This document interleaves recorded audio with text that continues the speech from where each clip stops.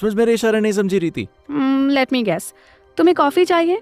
ओ God नहीं बुद्धूराम, वात्स्यायन के कामसूत्र में ये कहा गया है कि दो प्रेमियों को अपने जज्बात जाहिर करने के लिए शब्दों का सहारा नहीं लेना पड़ता। अच्छा, अगर तुम चाहती हो कि मैं तुम्हें प्यार करूं तो इसका इजहार तुम कैसे करोगी? अरे तुम शर्मा क्यों गई? पुराने जमाने में समाज में किसी को मिलन का इजहार करने के लिए महिला अपनी कमर में घंटियां पहनती थीं, जिनके बजने का मतलब था कि दो प्रेमियों का मिलन हो रहा है। प्रेमिका के बिखरे हुए बाल, उसके मस्तिष्क की शिकन, उसकी भारी सांसें और उनके साथ घंटियों का बजना इस बात का इशारा करता था कि the women in the control. काम सूत्र में 64 ऐसे स्किल्स बताए गए हैं जो कि समाज में एक इंसान के खुशहाल जीवन के लिए जरूरी होते हैं। वात्स्यायन अध्याय की शुरुआत पुरुषों के लिए एक चेतावनी के साथ करते हैं कि एक नौजवान पुरुष भले ही कितना भी खूबसूरत, शक्तिशाली और बुद्धिमान क्यों ना हो, अगर उसे इन 64 कलाओं का ज्ञान नहीं है तो वो प्रेम और मिलन का सुख पूरी तरह से नहीं भोग सकता। पुराने जमाने में समाज में प्रेमिका द्वारा छोड़ दिए जाने वाले पुरुष को नीचा माना जाता था, इसीलिए कामसूत्र ने इन 64 कलाओं का अध्ययन आवश्यक बताया है। रीति, उस जमाने में कागज और कलम तो होते नहीं थे, इसलिए अपने शरीर से ही इशारों, मुद्राओं से जज्बातों का इजहार होता था। मजे की बात यह है कि ये मुद्राएं सिर्फ एक जोड़ी के बीच एक्सक्लूसिव नहीं थी, बल्कि उन्हें ऐसे बनाया गया था ताकि कोई भी कहीं भी इनका मतलब साफ साफ समझ जाए। जरा सोच के देखो, अपनी बात कहने के लिए कितने शब्दों और भावनाओं का इस्तेमाल होता है। इन्हें इशारों और मुद्राओं में ढालना कितना मुश्किल हुआ होगा। मुझे तो कुछ समझ नहीं आ रहा, जरा एग्जाम्पल देकर समझाओ ना। ठीक है, फॉर एग्जाम्पल, कमल का फूल माथे पर रखने का मतलब होता था चरण कमल या कमल जैसे पांव। एक पुरुष महिला के पद अपने माथे पर तभी रखता था जब उसका मिलन हो चुका हो। जब उस सज्जन ने सजनी को देखकर कमल का फूल अपने माथे से लगाया, वो इशारों से उसे रात को मिलने का न्योता दे रहा था। जवाब में सजनी अपने अंगूठी में उस सज्जन की प्रतिमा लिए उसे सीने से लगा लेती है, जो उसकी मंजूरी दर्शाता है। प्रेमियों का मन एक दूसरे से कभी नहीं भरता और इशारों का भी कुछ यही हिसाब है। शरीर के अंगों से लेकर खाने पीने की चीजों तक, जैसे कि सुपारी और कत्था, प्रेमी की आस और प्यार को दर्शाते थे। मिलन के इशारे इलायची, दालचीनी और लौंग देकर किए जाते थे। ठोस बांस प्रेमी की उत्तेजना यानी कि इरेक्शन को दर्शाने के लिए किया जाता था। अंगूर प्रेमिका के मिलन के लिए बेचैनी और संतोल या रुई ये कहते थे कि मैं तुम्हारी हूं। जीरे का मतलब होता था कि मैं तुम्हें अपना जीवन सौंपती हूं। वहीं हल्दी ये कहती थी कि रास्ता साफ है, खतरा टल गया। पैशनेट लव और इरोटिक फीलिंग्स को एक्सप्रेस करने के इशारे फटे कपड़े से होते थे। बाय द वे, ये तुम्हारी जीन्स घुटनों पर क्यों फटी हुई है? ये ऐसी ही है या तुमने इसकी हालत खुद ऐसी कर दी? मैडम, मेरे इशारे कपड़ों की जुबानी ही सही। पुराने जमाने में कपड़ों को खास जगह पर फाड़कर इशारे किए जाते थे, जैसे कि कंधों और गले के पास।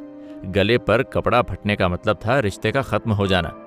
यही इशारे आगे चलकर इतने मशहूर हो गए कि लेखकों, कवियों, चित्रकारों और उपन्यासकारों ने प्रेम की नोक झोंक, जुदाई का दर्द और मिलन की सुंदरता दर्शाने के लिए इन्हें इस्तेमाल किया। याद है मजनू के फटे कपड़े? ओह, तो जनाब मजनू हैं।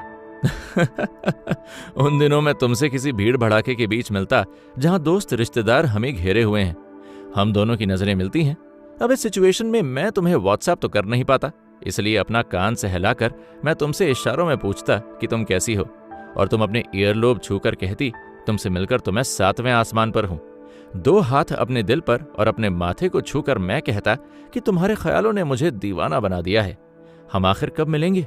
और तुम अपनी उंगलियों से अपने बालों की लट को घुमाकर मुझसे कहती कि रात की बात पक्की। In your dreams. कुछ इशारे कॉम्प्लिकेटेड हुआ करते थे। हाथों की उंगलियों में कुल मिलाकर 14 पोर होते हैं, जो पखवाड़े या 4th नाइट दर्शाते हैं। सबसे छोटी उंगली का सबसे निचला पौर पहली चांदनी और अंगूठे का सबसे ऊंचा पौर पूरे चांद को दर्शाता था। इस तरह रात और दिन गिनने और तिथि और मिलन की बोली सजाने के इशारे हुआ करते थे। चलो, मिलन की डेट तो तय हो गई, लेकिन इसका फैसला कैसे होता था कि मिलन कहाँ होगा? चारों तरफ तो खतरा ही खतरा था। सिंपल, वैसे तो मिलन की पिछली जगह पर ही प्रेमी और प्रेमिका मिलते, लेकिन सबसे छोटी उंगली से दक्षिण, अंगूठे से पूरब, बीच की उंगली से पश्चिम और तर्जनी यानी कि इंडेक्स फिंगर से उत्तर दिशाएं दर्शाई जाती थीं। इस तरह के इशारे आम जनता के बीच होकर किए जाते, जो कि इस बात का सबूत है कि मिलन की चाह और पकड़े जाने का डर इंसान में सदियों से है। प्यार का इजहार करते समय महिलाएं अलग अलग तरह के जेवरात पहनती और अपने प्रेमी को अलग अलग तजुर्बे देने का वादा करती। ठीक उसी तरह पुरुष फूलों की मालाओं के जरिए अपनी मंशा जताते। चंपा भीड़ में किसी सुंदरी का ध्यान खींचने के लिए पहना जाता। महिला उसे देखकर समझ जाती कि प्रेमी उसे छुपकर उससे मिलने का न्योता दे रहा है। चमेली रास लीला को दर्शाता था। अमरनाथ फूल शारीरिक मिलन का प्रतीक था, क्योंकि ये फूल मिलन के दौरान टूटकर गिरते नहीं थे। अरे अजीब वक्त था यार। क्या सब कुछ साइन लैंग्वेज के जरिए ही होता था? I mean, वर्ड से भी तो प्यार जताया जाता होगा ना? नो?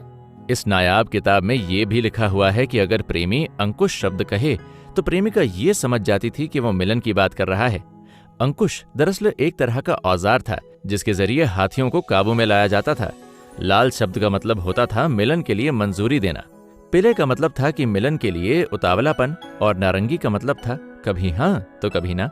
काला विभत्स और नाराजगी का प्रतीक था।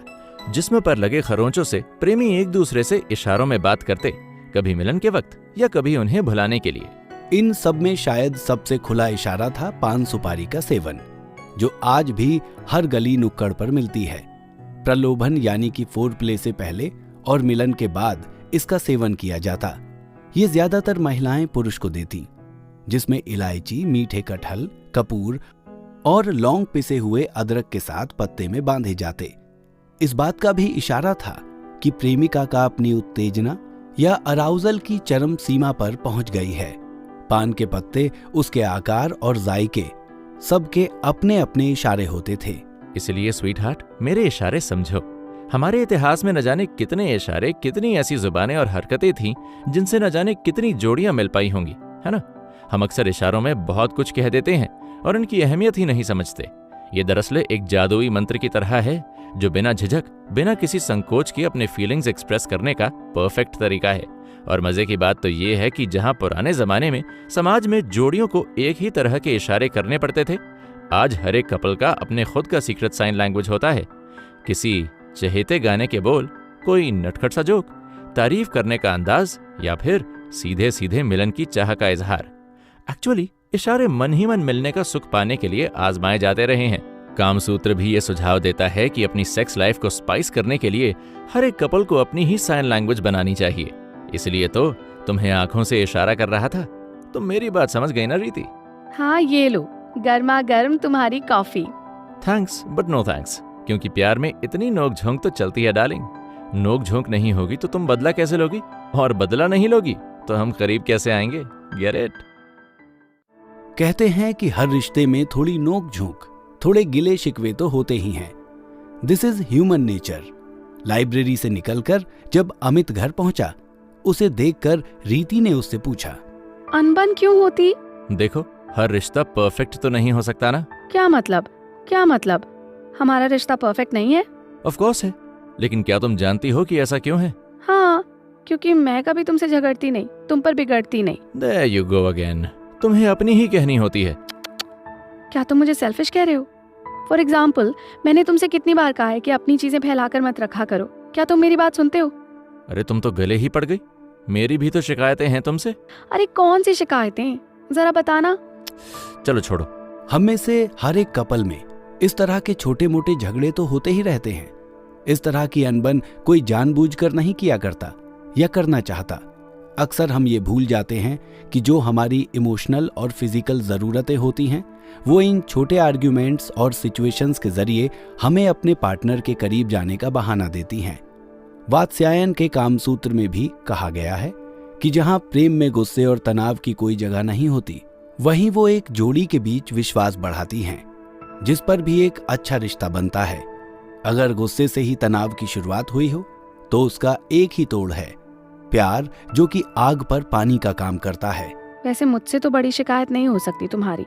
अच्छा, वो क्या? पिछली बार जब हम करीब आए थे, तुम्हारे मुंह से किसी और का नाम निकल गया था, याद है? और तुम उठकर घर से चली गई थी, मुझे याद है, और उसका अफसोस भी। तुमने ठीक ही किया रीति, आई डिजर्व्ड इट। हाँ, लेकिन तुम मुझे लेने आए और मुझसे अपनी इस गलती की माफी भी मांगी। कामसूत्र में बताया गया है कि एक औरत को पूरा हक है अपने पार्टनर पर ऐसी गलती के लिए अपने गुस्से का इजहार करने का। ऐसे सिचुएशन में अक्सर वो चीखेगी, चिल्लाएगी और अपने दर्द को बयान करेगी जो उसका हक है। मुक्ति दत्त का कहते हैं कि एक आदमी को औरत के कदमों पर गिरकर माफी नहीं मांगनी चाहिए। ये दरअसल उस जमाने के समाज के हिसाब से तय किए गए कायदे थे।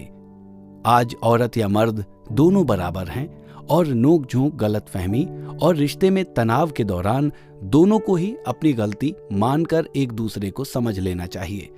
इससे प्यार और विश्वास दोनों ही बढ़ते हैं। रीति, मैं जो किताब पढ़ रहा हूँ उसके मुताबिक पुराने जमाने में जब एक कपल साथ होते थे तो औरत के माथे पर लगे लाल निशान का क्या मतलब होता था? इट्स ऑब्वियस, यही कि वो शादीशुदा है। नहीं, वो तो सिंदूर की महत्वता हुई। पुराने जमाने में ऐसे कई इशारे हुआ करते थे जिससे समाज में एक औरत या मर्द के कमिटेड होने के संदेश लोगों तक पहुंचाए जाते थे। मुनि दत्तका के मुताबिक अगर एक जोड़ी के करीब आने के बाद औरत के माथे पर लाल निशान हो तो लोग समझ जाते थे कि उसका मिलन हो चुका है, जबकि वही निशान एक आदमी के माथे पर यह दर्शाता था कि वो मिलान के बाद स्नान लेकर वापस आ रहा है। हाँ, तो इसी लाल निशान को कई शायरों, कवियों और लेखकों ने अपने लेखों में कई बार एक जोड़ी के बीच के तनाव के अंत को दर्शाने के लिए किया, जिसमें प्रेमी अपनी प्रेमिका के जज्बातों को नहीं समझ पा रहा और प्रेमिका उससे खफा है। ये इस बात का भी प्रतीक था कि एक मर्द के माथे पर इस निशान का होना इस बात का सबूत था कि उसने अपनी गलती मान ली है और अपनी प्रेमिका को मनाने के लिए उसने कई पापड़ भी बेले हैं। कामसूत्र में भी इसका उल्लेख है कि यह दर्शाता है कि प्रेमी को अपने गलती का पश्चाताप है और आइंदा से वो सिर्फ उसी के साथ रहेगा और उसे ही आजीवन प्रेम करेगा। क्या तुमने मुझे माफ कर दिया रीति? थोड़े और पापड़ बेलो तो सोचूंगी। नोकझोंक और एक जोड़ी के बीच चल रहे तनाव पर यह लेख कामसूत्र के सबसे असरदार सुझावों में से है, जो कि आज के जमाने में कपल्स पर भी लागू होता है। आज जहां औरत और मर्द दोनों ही बराबर हैं, इस बात में कोई शर्म नहीं अगर एक आदमी अपनी गलती मानकर माफी मांग ले, खासकर कि जब इससे दोनों में विश्वास, खुशी और प्रेम बढ़े। खट्टी मीठी अनबन को रोका नहीं जा सकता, क्योंकि जब दो लोग जिंदगी एक दूसरे के साथ बांटते हैं तो जाहिर है कि कुछ चीजों और फैसलों पे बहस तो होगी ही। अपनी गलती मान लेने से दोनों के बीच की चुप्पी और दूरी नहीं रहते और खुली बातचीत की चुप्पी और दूरी नहीं रहते और खुली बातचीत से क्या कुछ हल नहीं हो सकता। एक दूसरे को समझने के लिए उठे सवाल जोड़ी में ट्रांसपेरेंसी या पारदर्शिता लाते हैं, जो रिश्ते की बुनियाद होती है। किसी बहस की चरम सीमा पर पहुंचने पर वो प्यार ही है जो एक कपल को और करीब लाता है। रीति, तुम भी अगली बार मुझे छोड़कर चली मत जाना। जो कुछ तुम्हें कहना है, जो कुछ तुम्हारे दिल में है, वो मुझे साफ साफ बताने में कभी झिझक मत रखना। आई प्रॉमिस यू अमित, आज से नहीं, अभी से ऐसा ही होगा। बोलो, क्या है तुम्हारे दिल में रीति? कि आज के कपड़े तुम वॉशिंग मशीन में धो दो। क्या फिर से? नो वे। औरत और मर्द दोनों एक ही जाति के हैं, लेकिन मानसिकता में दोनों भिन्न होते हैं। दोनों ही अलग अलग वजहों, उम्मीदों की वजह से बहस करते हैं। इसीलिए जब प्रेमिका खफा हो तो प्रेमी को चाहिए कि वो अपना अहंकार भूलकर उसको अपनी गलती मान लेनी चाहिए। बिना झिझक, बिना किसी शर्त के अपने प्यार का इजहार ही प्रेमिका को ये यकीन दिलाता है कि प्रेमी पहुंची है, कि उसने उसे दुख दिया। वो कहते हैं ना कि जो चीज टूट जाती है उसे वापस बनाया नहीं जा सकता। ठीक उसी तरह एक रिश्ते में विश्वास वो रसायन है जो एक जोड़ी बनाए रखता है। इसलिए दायरों की इज्जत करते हुए अपने स्वभाव और जबान पर काबू रखकर एक दूसरे के साथ खुली बातचीत करके शिकायतों को दूर करना चाहिए। वैसे रीति, बातचीत तो कई तरह की होती है ना? पिलो टॉक, सेडक्टिव टॉक, शरारत की बातें, दिल से दिल की गुफ्तगू, जज्बातों का एक्सचेंज, बातों बातों में इरादों का इजहार भी तो हो जाता है।